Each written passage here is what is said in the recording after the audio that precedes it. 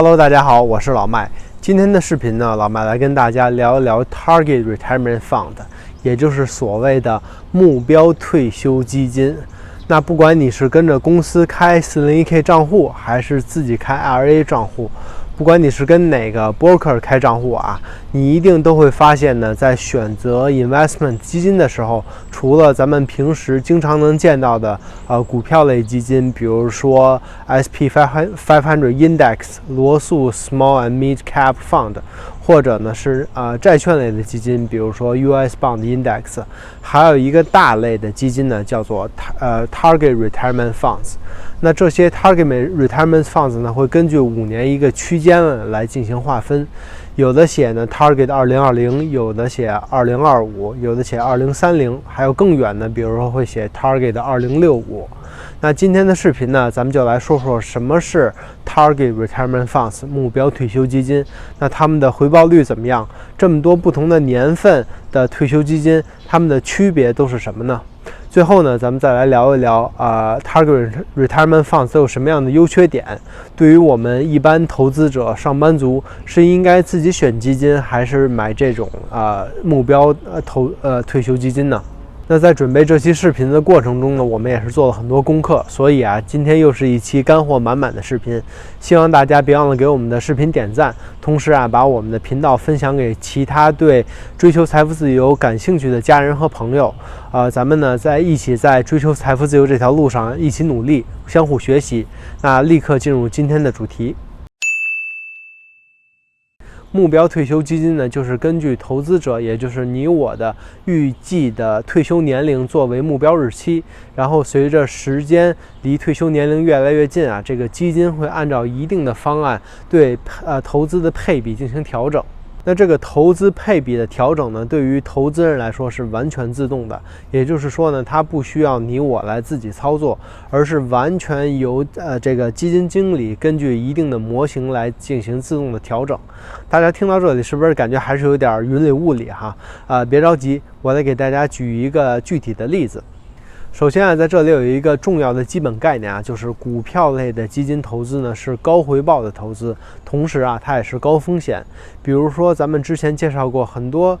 股票类的基金，像先锋公司的 VTSAX 或者 State Street SP500 Index Fund， 这些呢都是股票类的基金，他们的目标呢就是紧跟股市，属于高风险高回报的基金。同时债券类的投资呢，属于低风险低回报的基金，各大基金公司呢也有，比如说咱们之前说的 VBTLX， 也就是先锋公司的债权类的基金产品。BlackRock 呢也有类似的产品叫做 iShare US Aggregate Bond Index Fund。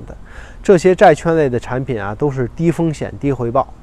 第二呢，咱们再来说年龄一个刚刚工作20多岁的年轻人呢，离他开始使用 401k 里面的这个退休金呢，还有很长的一段时间。那换句话说呢，就是这段时间呢，他可以承受很多的投资风险。那往往这个时候大家都会选择股票类的基金，这呢就是高风险高回报。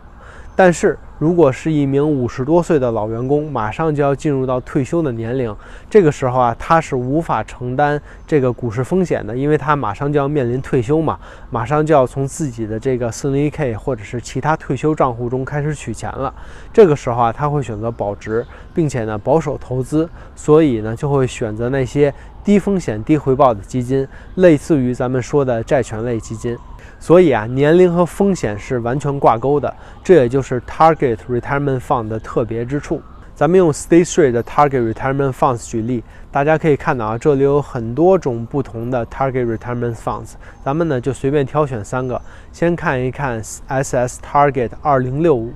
那这个呢是目前 Target Retirement Funds 中最远的基金。那如果按照咱们上面说的那个总结，2065年退休的人呢，现在应该还是非常年轻，应该只是刚刚毕业参加工作的大学生而已，20多岁左右他们现在根本就用不上这基金里面的钱，所以呢就会多投 stock， 也就是股票类的基金，因为是高风险高回报嘛，可以快速的积累财富，而且呢他们风险承受的能力相对来说比较强。那咱们再看一看这基金里面是不是这样那大家可以看到，果然如此股票类的 domestic stock 美国国内的股票份额和 foreign stock 呢一共占了 89.48%， 果然是非常激进的投资方式。那咱们再来看看，如果是中年人，咱们选一个 Target 2040，如果是60岁开始取 401k 的话呢，那现在还有20年。那买这支基金的人呢，目前应该在40岁左右。那这些人呢，应该没有2065年退休的人那么激进啊，但是啊，应该也不应该会太保守。那咱们来看一看这支基金的 asset allocation 是什么样子。Target 2040里面呢 ，foreign stock 加上 domestic stock 的股票类投资啊，占了 81.7%， 同时呢 ，domestic bonds 占了 16.97%。那这支基金呢，一看就比2065那支啊要保守很多。那最后呢，咱们再来看一看 Target 2025，也就是4年之后就会退休的人。这些人啊，现在应该都在55岁往上了啊，应该是马上就要退休。那根据咱们前面说的，这些即将面临退休的人呢，现在应该承受的风险能力是很低的，他们要的就是保值，应该多投债券类的基金。那咱们看一看这支基金是不是这样。我们可以看到啊，在 asset allocation 里面呢，确实是这样的。domestic bond 的国内债券啊，占了 38.24%， 然而股票类，也就是 domestic 加上 foreign stock 呢，只有 56.67%， 还有 2.66% 的现金，基本上一半都是 stock， 一半都是 bond 了，已经是非常的保守了，完全符合咱们之前说的那个理论。那根据这个实例呢，这3支不同的 retirement fund， 其实我们可以就总结成，年轻的人投股票类的基金比较多，他们可以快速的积累财富，然后虽然是高风险，但是有高回报，同时呢，他们承受风险能力啊也比较强。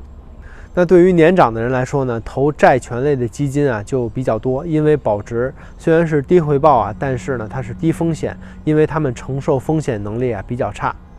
那 Target Retirement Funds 的神奇之处呢，就是会根据退休时间啊来慢慢的改变投资。那大家别看现在2065这支基金这么激进啊，买了将近 90% 的股票，但是啊，基金经理呢会根据时间来慢慢的进行调整。等再过个20年，随着时间的流逝，它也会越来越变得保守。然而啊，这些调整并不需要咱们投资者自己动手，完全是根据基金经理呢，他们有模型来进行匹配。